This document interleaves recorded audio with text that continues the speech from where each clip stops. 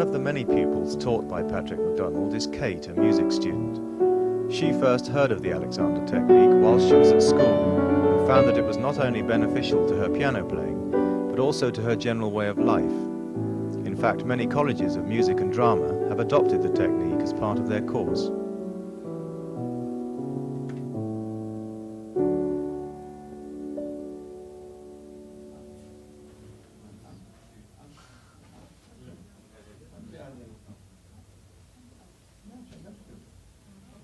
Why do other people come here to London to be taught by Mr. McDonald? Back troubles. Back troubles? Yeah, I had terrible trouble with my back, particularly when I was playing piano. I couldn't sit at a piano for more than about 30 or 40 minutes. Well, I was a model, a fashion model and a commercial actress in New York, and I misused myself terribly, as all models must, really. And I was also doing long distance running. I was a marathon runner, and so I was further abusing my back that way. And I had heard about it a lot, and then I read something about it, and I started having lessons, and it just helped enormously right from the start. I suffered from depression, periodic depression, which was a nuisance, sometimes more than a nuisance. And I don't quite know why or how I found out about the Alexander technique. I think I read about it in a book and took lessons, almost in a spirit of desperation. And I was just amazed. I mean, I'm sure I'm not typical, that I'm not saying that the Alexander technique will whip your depression away, but it just so happened to do so in my case. And then you get out of the chair, that's it. And to get into the chair you do that. First, you go up and then you bend your knees and you find yourself falling. But you fall. Patrick McDonald himself was taught by F. Matthias Alexander. The technique helped McDonald with his congenital curvature of the spine, and he has now been teaching for nearly 60 years. Whatever you happen to be doing. It's easy to say. And it's always up. Even, in fact, though you may be going down, there's an upflow in the whole body. And that's what you've got to be after when you teach. His approach is straightforward and direct. Amongst his gifts is an ability to break down the complexities of the technique into its most essential elements. It's very large, it is nearly 180 degrees, and that is a lot. Always up along the spine. Did you feel that? That your head went up out of your body, and your body had to follow afterwards. That's it. And that's the Alexander technique. The basic aims to Alexander technique is to make your body more efficient, and more fluid, more efficient, more natural. And by saying that people should be more natural, I don't mean that they should be more normal, because the normal nowadays is not natural. I mean, in fact, the normal is becoming less and less natural all the time. Can you elaborate a bit more on that? I don't know that I can. The people, what people do naturally is often not proper. It is normally wrong. The point is that sometimes it's more normally wrong than at other times. And what you've got to do is to try and get people to be less normally wrong than more normally wrong. And sometimes you might even manage to make them right, but that's another thing. We've got to get him not to contract his body and pull himself down, so we take him and direct his head up out of his body. You do that, you take hold of him, and take his head up out of his body and maintain that upward flow in the back as he bends his knees. He did that quite well. Students spend at least 3 years at the school learning to become teachers. Initially, McDonald pays attention to each student's proper use, and under his supervision, the pupils learn by working on each other. For him. Take him up, in other words, and lean him back at the same time. And get him further up, and further back, and further up, and further back, and further up, and further back, until he's right back against the chair. That's it. And now you can go on taking him up like that. And I want you to take him forward with the upward thrust in the spine still going on. You carry on, do that. and do further and further and further and further and further. That's it. Now you've still got that length going on in the spine. Now I'll show you something that we don't want. Here we have him here. And we've got the stretch along his spine. And now we're just going to move him forward without the stretch into the spine. We're going to take him down there. So he's losing the thrust up his spinal column, and that is a very unfortunate thing to do. So you must never allow them to do that. When they have done it, you must stop them and start them again. That is the usual thing, isn't it? That's that is the usual thing. The habitual thing always. It's the usual thing. They go over there and down there instead of that up thrust in the spinal column. Right. They've got to do something that is not going to be comfortable and easy in order to be right. One doesn't want a sergeant major thing of pulling the head back and sticking the chest out. That's the last thing in the world you should do. On the other hand, you shouldn't slump yourself down and make a contraction along his body. That's wrong too. The right is in between those two things. And as I say, I can only explain that with my hands. We'll now demonstrate the wrong way of sitting down, purposely the wrong way. Yes, that's it. That's what we don't want. And it's what a lot of people do. And now I want you to get up out of the chair and do it badly like that, doing exactly the same thing in reverse. So you pull your head back and you get your ass, that's it, exactly what we don't want. Now he's got to change that. He's got to do something completely different. So he lets his head go forward and up, and his back goes back and up, and he goes on with that. Now you can bend your knees. Yeah, that's it. And that's quite good. And if he gets up the same way, that'll be good too. So he takes his head up out of his body. He leaves his body back, and then he goes forward with his head, and that gets him out of the chair. Yeah, that's it. That's it. It's quite simple when you can do it. But by God, it's very difficult when you don't know how to do it. The Alexander technique consists not only of a physical awareness, but also of mental processes, which can be summed up in these 5 principles: recognition of force of habit, inhibition, recognition of faulty sensory awareness, sending directions, and primary control. They have to learn to get this thrust up their back again and again and again, and let the knees work, and knees and ankles work quite normally and easily, and the legs straighten because the body's gone up. On the way down, it's the same in reverse. The knees bend, the knees and ankles bend, and then the body drops because the knees and ankles have bent. It is easy when you know how to do it to let the head go up out of your body and bend your knees and ankles, but it is not easy if your habit is the opposite, because they always do quite a different thing. In order to get down into the chair, they lean forward, as you saw previously, and pull the heads back and stick their bottoms out, which is very wrong and very bad for the whole body. On the way up, they do the same thing. They lean forward with their heads back and hollow the back and heave themselves up with their legs. Now, this is the thing they mustn't do. They must, if they get up out of the chair, they must take their heads up and make their bodies follow their heads and their legs straighten in order to follow the body. And this is a habit that people really don't know how to do, or most people don't know how to do. You do get the occasional one which does do this naturally, but there aren't many left, at least not in the Western world. Alexander evolved the technique because he'd run into trouble with his voice. In those days, a lot of people did a lot of just personal recitations, and he did quite a lot of that. And he got into trouble using his voice. He found it didn't work very well under certain circumstances, and he couldn't find out why. So he went to various people to try and find out why he's lost his voice and it went wrong on him. And none of them could tell him.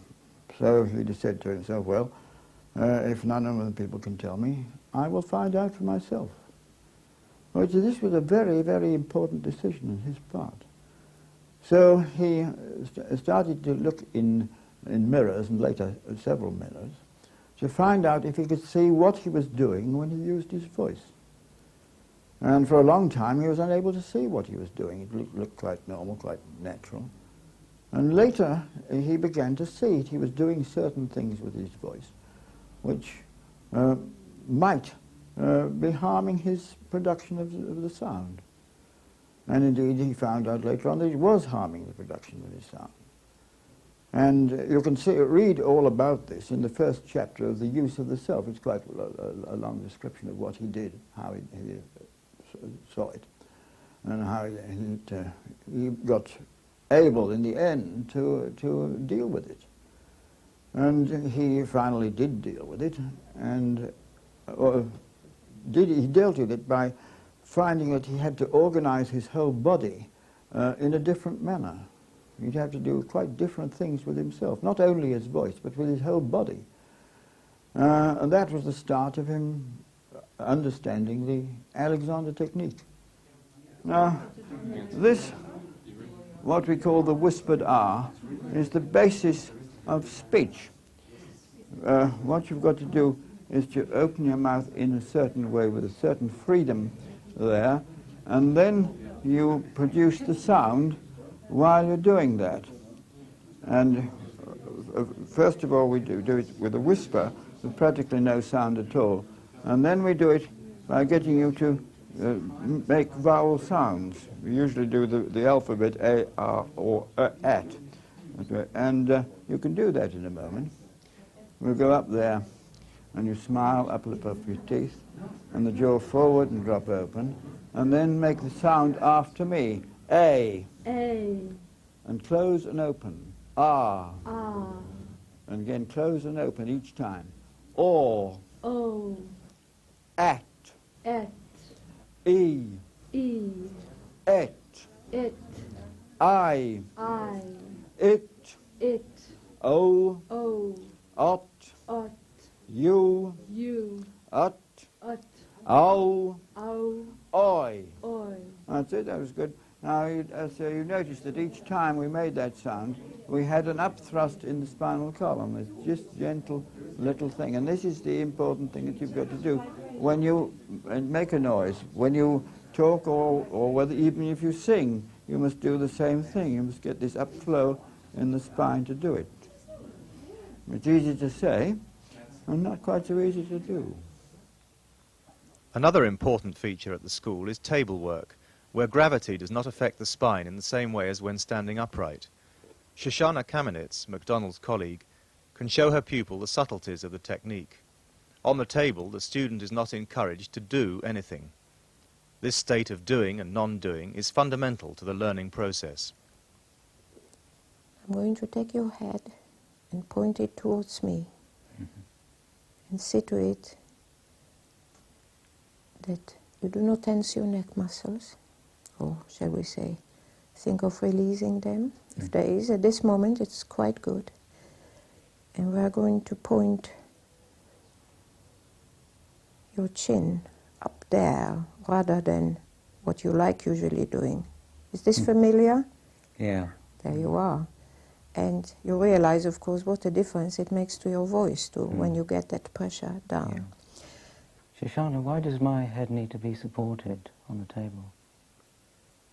You have asked a very good question, and a very important one, as first you will also need to know how much to put under your head when you do this resting position, I could say, at home. And I'll first demonstrate to you what happens if there is no book there. Here, I'm removing the book, and what did happen? Well, it doesn't feel very comfortable. Your head went down and even pulled in. You notice that? Yeah, yeah.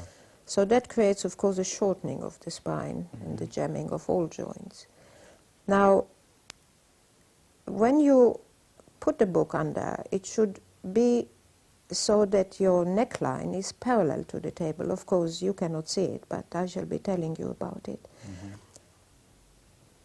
Now I'm going to see that your head points more towards me, and I'm going to go and deal with your leg. And you see to it that you do not stiffen your neck, you go on thinking of it being free. And I'm going to get a pull, a stretch along your leg. I'm going to pick it up. We bend it in the knee to bring it there to a standing position. You leave it alone there. It's nicely, mechanically up here. All you need to do is to continue to think of your knee extending or pointing away from your hip joint. And I'll come back to your head and let's see what happened. That's very nice.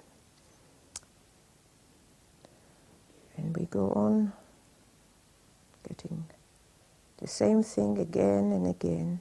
All right, we'll leave the head there and I'll go back to your other leg and we'll get this leg to point away and we'll pick it up. Up it goes.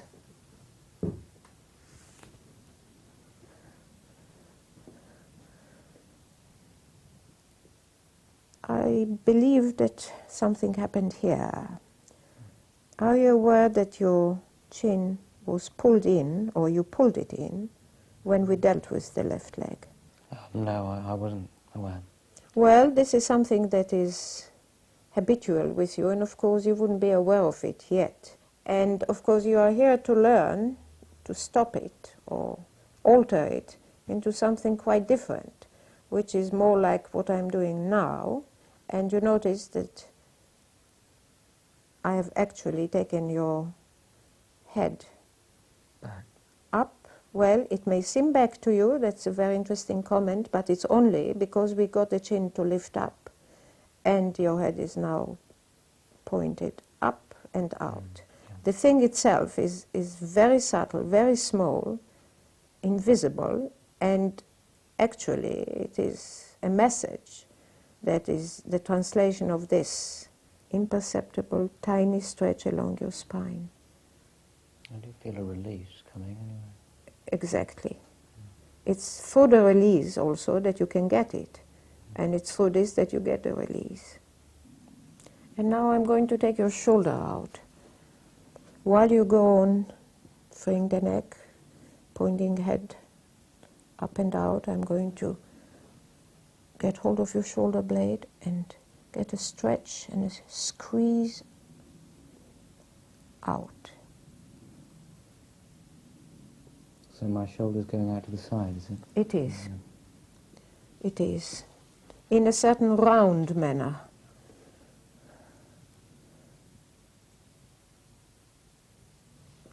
We are going to get this shoulder in a different way to go to the left so that they both pull away from each other while you go on lengthening, and we get this lovely lengthening and flattening of it, all spreading out. It was originally Patrick MacDonald's father, an eye surgeon, who became interested in the work of Alexander. Yes. Now, my father had a very bad back. At the age of 40-something, he was in a mess. And not only was he in a mess, but he had developed a tremor in his hand, of his right hand, which made him, it made it dangerous for him to do delicate eye operations. So he was in trouble, and he went to various people to try and get it improved, and they all did nothing for him or made it even worse. And finally, my mother read a book, the book by Alexander called Man's Supreme Inheritance, which she thought might help her husband. And so her husband was dispatched down to London, somewhat against his will, in order to see this quack who might help him. And my father went into Alexander, rather resenting having to go there, and finally got help. Alexander was an extremely good mimic, and sometimes for our edification, he would mimic my father coming in to see him in his consulting room about his bad back and his tremor in his hand. He had my father absolutely taped to the life. He was a perfectly, very good mimic indeed. And very funny it was too. Anyhow, my father got much better with his back after a few weeks with Alexander, and not only that, he lost the tremor in his hand, and that was terrific, really terrific. That was really sold him on the Alexander technique. So he came back to York, our hometown, and said, he said to his wife, you know, my dear, we must have Patrick, who was a very discoordinated little boy, that's me, we must have him down to London and give him lessons in the Alexander technique. So I was taken down to London and started these lessons in the Alexander technique. I resented this very much indeed, because I thought I was pretty good anyway, and in which I was mistaken. And so that is the start of my lessons and interest in the Alexander technique. Now, Alexander was very keen on people being able to get into what he called the position of mechanical advantage. Now, when we were students, we thought that was rather a large mouthful, and we decided to call it something quite different. We called it monkey position. And I'll get you to do it in 2 movements, because it's easier to be done properly in 2 movements. You can do it in 1, but it's more difficult. Now, I'm going to get you to lengthen along your spine with my help there. 1, and bend your knees at the same time. Right, we're going to go up there along the spine there, and continue up along the spine. Now bend your knees. And up along your spine again, and I'll take you forward so we get that continual stretch along the back and the bend into the joints. And that's a thing that you should learn to do a very large number of times every day, because that's the way to lean down and get things. You can go right down to the floor if you like, if you maintain this up thrust in the spinal column. Now bend your knees. And you can go down there and then pick something up if you want to. Always that thrust up the spine. You see? And it is very important that people should be able to do that sort of thing. What was Alexander like as a teacher? Alexander was a good teacher and a bad one. He was both. He was brilliant with his hand. He was brilliant with his brain, of course, in seeing what happened. He was brilliant with his hands in being able to organize your body differently. But he was not brilliant in being able to explain what he was doing to his pupils. And that was one of the troubles in learning the Alexander technique. He was not good at explaining what had to happen and how it had to happen and why it had to happen. He's gotten better in that as time went on. He was very bad in the early days. I remember one man coming out of his room in a rather flustered state. He said to me, as I was just coming in, he said, "What a wonderful man, what an extraordinary man, what a marvellous man." He said, "I can't understand a word he says." And he was rather like that. People didn't understand a word he said. He didn't even explain to people at all reasonably why they couldn't understand what he said.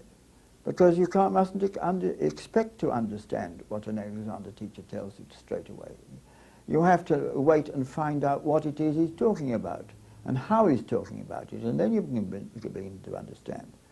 But it is quite easy to make people understand why they can't understand, and just carry on from there. When you tell a pupil to keep his back back, could you explain what it is and what it's not in particular? Oh yes, I can explain that quite easily. Now, first of all, we'll take him and move him forward. And we'll move him forward by shoving the back in like that. Now that's what we don't want. We're getting the body being taken down there, and the head was also going wrong. Now what we need to do is to keep him back like that. And you must stay back where you are, and we're going to push you forward. So you get that up thrust in the spinal column all the time, with your body back. Do you notice that your body was back then, when we took you forward, and not doing that sort of thing, of pulling your body forward and down, which is the usual thing? I'm actually a bit against you then.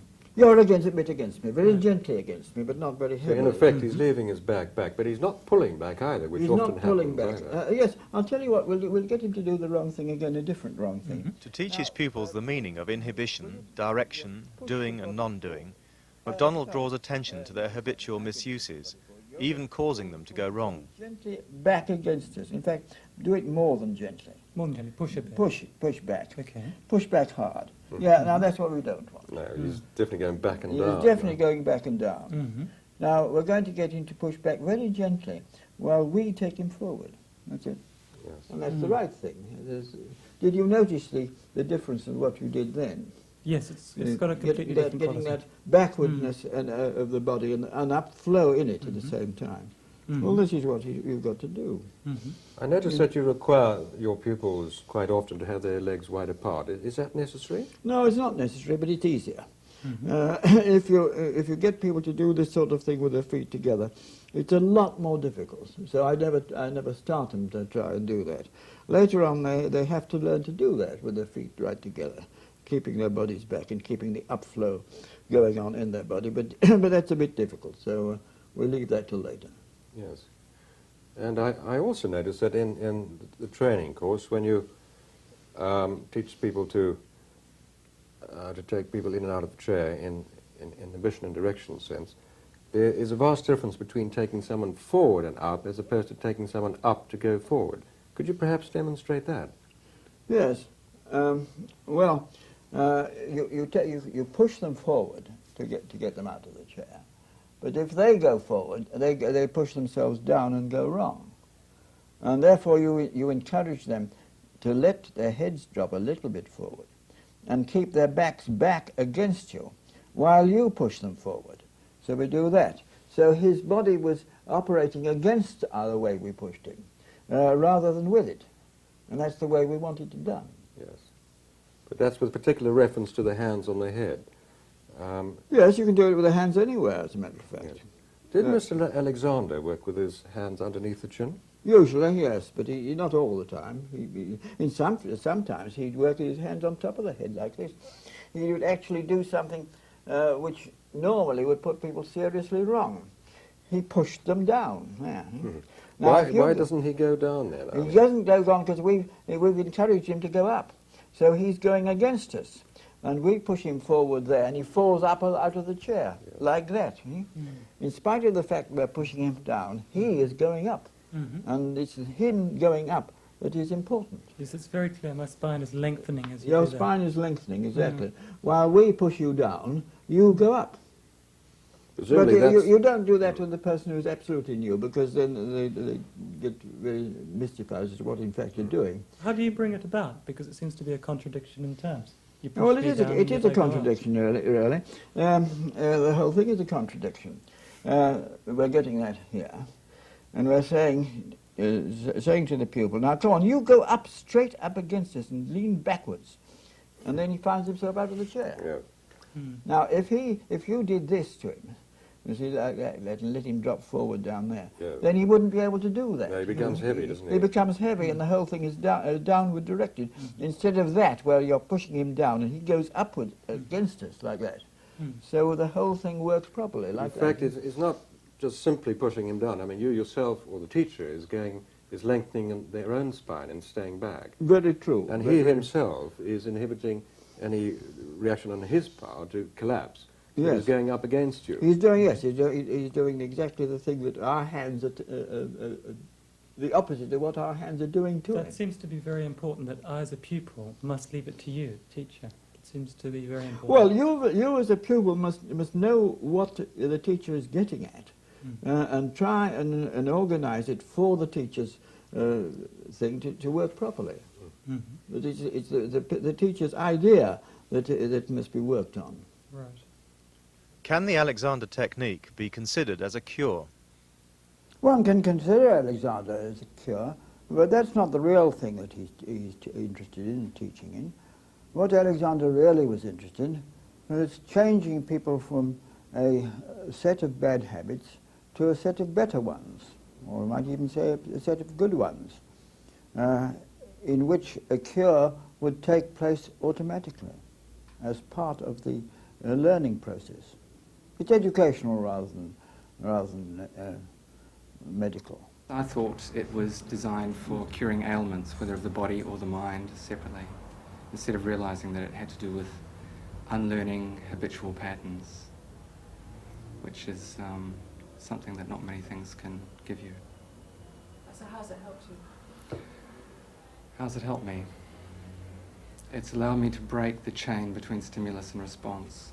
So if someone rings a bell, I don't just start salivating like a Pavlov's dog, necessarily. Sometimes I do still. But at least it gives me the choice. Aim yourself up and lengthen like that. Now put your feet together. It makes it more difficult, but it's all right. Now I'll get you to lean backwards, and you say, no, you're going to lean up like that, and then backwards, and up along the spine, and then forwards, and up along the spine, and backwards, and up and forwards. That's it. Now I'll get you out of the chair, and then we'll do a lunge. Aim yourself up, keep your back back, keep your heels down, and I'll get you up there. That's it, that's good. And now I'll just turn you round like that, and do this for me. Put your left heel in the hollow of the right foot at an angle of about 45 degrees. And now I'm going to change my position. I'm going to come around here, and you can just lift your front leg up and drop forward onto the bent leg like that. That was good.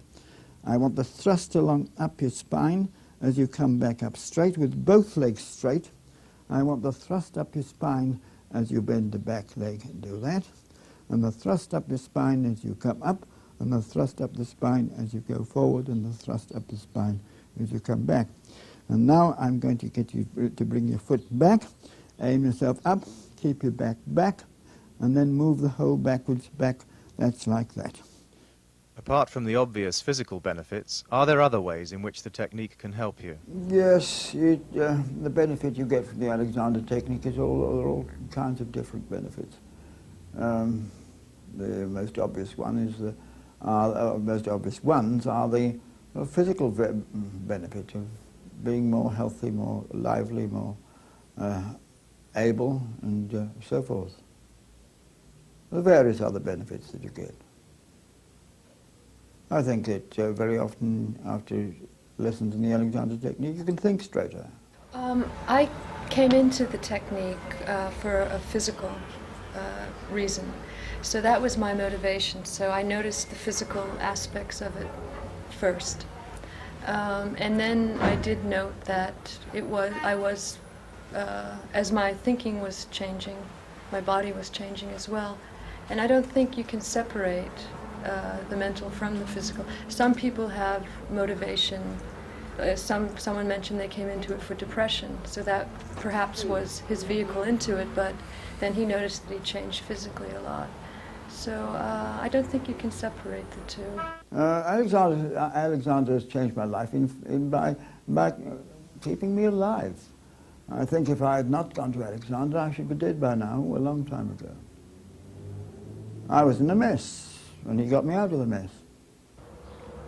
I don't know what the single most important principle is, but it is to do with awareness of what you are doing, both physically and mentally. And it's to do with replacing your sort of automatic, unthought out responses to the world by something which is thought out and conscious, which is where awareness comes in. And that's the nub of it in my understanding. But my understanding, I think like everybody's, just changes from day to day even, certainly from month to month and from year to year. So there are very few people who really feel that they've got the Alexander technique cut and dried and pinned down on a board. It's your views change as you learn more and so on. It was decided by Alexander that 3 years was enough for people to learn to teach the Alexander technique. I think he was too optimistic. I think that it is very difficult to learn to teach it at all well in 3 years. I think a few people manage it, but not many. I knew with great certainty that after 3 years, and when I had been certificated by Alexander as a competent teacher, that I really knew nothing at all, or practically nothing at all. and that I must stick around Alexander and find out, in fact, what it was about. And so I stuck around, and I did begin to find out. And I've been finding out ever since. The first 65 years are the worst.